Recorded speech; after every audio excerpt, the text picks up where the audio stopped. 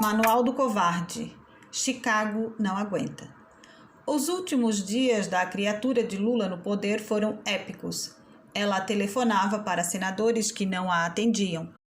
Propunha plebiscitos que seu partido ignorava. Fazia comícios para claques mal ensaiadas com uma confiança impressionante. Como era possível? Como manter uma afeição de primeiro dia de governo às vésperas da degola e já tendo virado piada nacional, com estocagem de vento, mulher sapiens, saudação à mandioca e inúmeros outros hits? Dentre as teses que circulavam para explicar a postura confiante de Dilma a caminho do brejo, vale destacar a mais exótica. Ela não tinha noção do que estava acontecendo, não exatamente na saída do palácio, mas desde que chegou lá. Observação: em se tratando de personagens bizarros, uma tese exótica pode ser uma apoteose de lucidez. Aspas. Eles não me obrigaram a me suicidar como o Getúlio, discursou a presidente afastada, explicando que escapou do destino trágico, porque, aspas, porque tem uma democracia aqui, que lutamos para construir, fecha aspas. Não é uma boa comparação. Getúlio Vargas era muito mais fácil de derrubar, porque seus poderes eram limitados. Para se ter uma ideia, nem estocar vento ele sabia. E o caudilho gaúcho ainda completava todas as frases, o que fazia dele um sujeito óbvio, ao contrário da mulher sapiens, capaz de uma surpresa a cada sentença. Como suicidar uma pessoa assim? Acompanhe o raciocínio exuberante. Ela estava sofrendo um golpe de Estado, mas não precisaria se matar porque estava numa democracia. Pensando bem, todo golpe de Estado deveria ser assim, sem afetar a normalidade democrática, tipo um suicídio sem morte. Getúlio não sabia de nada. E foi assim que a presidente mulher resolveu participar, ela mesma, do golpe democrático que salvou sua vida. Anunciou sua ida ao Senado para se defender no processo de impeachment, que, conforme ela já tinha informado ao mundo, era uma conspiração sórdida. Ou seja, Dilma aderiu à conspiração contra ela própria. Não há paralelo na história. Aspas. Não vou lá no Senado porque acredito nos meus belos olhos, mas sim na democracia, fecha aspas. Discursou a golpeada, com invejável modéstia. Vai ver, foi por isso que ela entrou no assalto petista pregando honestidade. Uma coisa não tem nada a ver com a outra.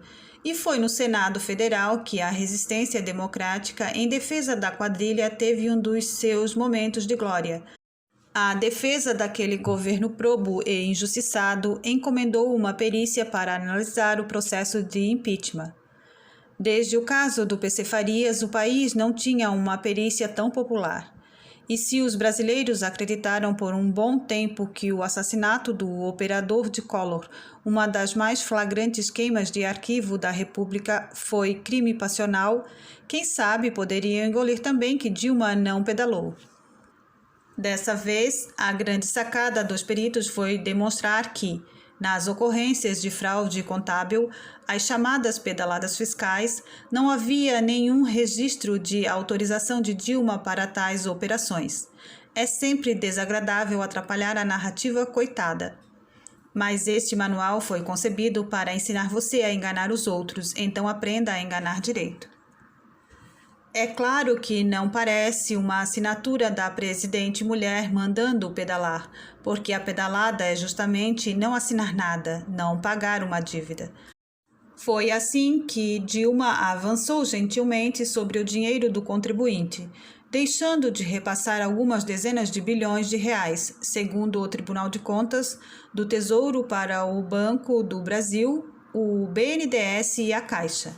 Ou seja, o governo golpeado da enteada do Brasil forçou instituições controladas por ele a lhe conceder crédito em quantias monumentais, e isso é crime fiscal.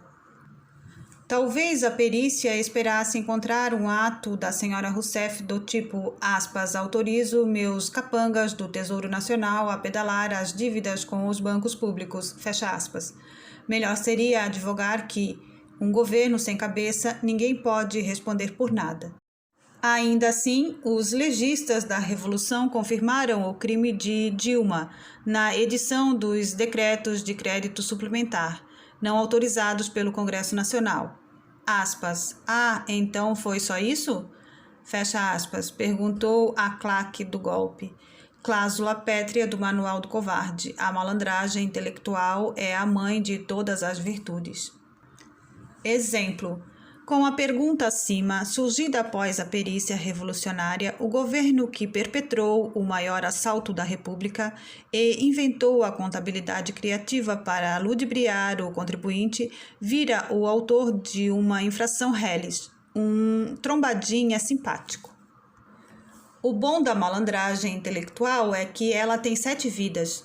Dilma caiu a si mesmo, mas a tese malandra ficou armazenada na nuvem. E até Fernando Henrique já usou, num desses retoques que dá na tintura progressista. Tem lá seu charme dizer que a deposição do governo adversário foi manobra política. Todos os afagos de FHC em Lula obedecem a esse cálculo científico. Você fica parecendo magnânimo e meio de esquerda é bem legal. A estratégia de reduzir a roubalheira a um soluço contábil serve também para dizer que, se for assim, todos os presidentes sofreriam impeachment. É a doutrina de Lula no mensalão. Caixa 2, todo mundo faz. O problema é que, depois de instituída a Lei de Responsabilidade Fiscal, só o governo do PT cometeu esse crime, até porque, antes dele, o Tesouro Nacional e a Casa da Mãe Joana ainda não funcionavam no mesmo lugar. Por uma manobra de Eduardo Cunha, os crimes da Lava Jato não entraram no processo de afastamento da pobre companheira golpeada, mas estão todos lá, muito bem expostos no pedido de impeachment. Ou seja, Eduardo Cunha é o maior aliado da lenda do golpe. Portanto, toda vez que você usar essa palavra, que inclusive te ajuda a evocar o fantasma da ditadura militar, a assombração mais lucrativa do Brasil, agradeça de joelhos a esse grande brasileiro.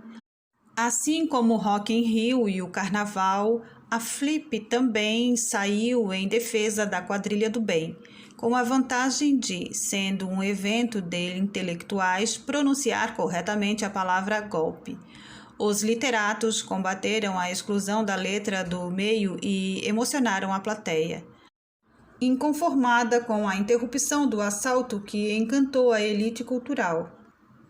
Este manual também está na campanha contra a escalada do ódio e deixa aqui uma nota de solidariedade a esses incansáveis guardiões da democracia.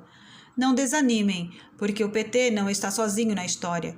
O companheiro Al Capone passou pelo mesmíssimo problema.